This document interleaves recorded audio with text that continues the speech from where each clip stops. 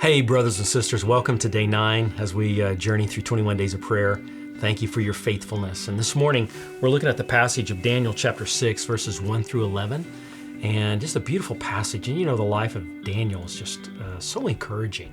So many victories. It's a unique prophecy.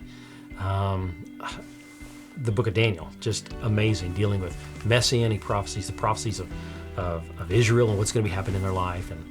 But the center focus, when you look at character, just falls upon Daniel and his faithfulness.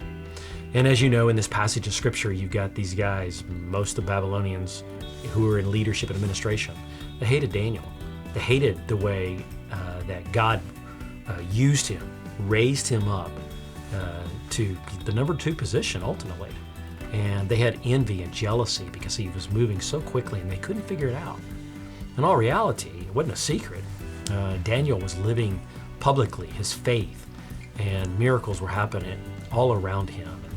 And as we read this passage, you have all these satraps, leaders, and they wanted to get Daniel. They wanted to try to get rid of him. So they went to the king, and they say this. They said, all of the administrators agree that you should have this law because you're king. You should be worshipped, and at the sound of all these instruments, everybody should fall on their face and worship you and no one else, and you should forbid any other kind of worship and prayer.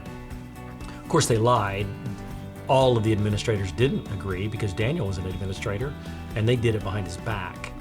And what happened once it became law, and Daniel heard about it, instead of rebelling, he dropped to his knees in faithfulness because, in fact, as you read this passage, the passage highlights the type of character Daniel had. And discover that. Spend time looking at his character and then watching what his character leads him to do. And you know the story.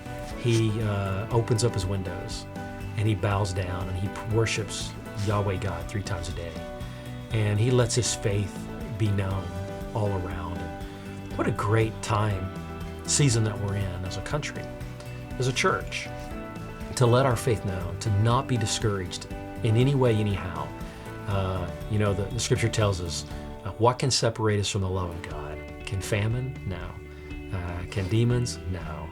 Nothing can separate us from the love of God. Nothing can take you out of the household of God. And so therefore, be faithful in prayer. Be faithful in worship.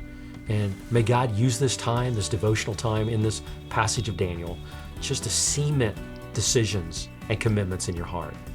May God bless you. Enjoy this prayer time.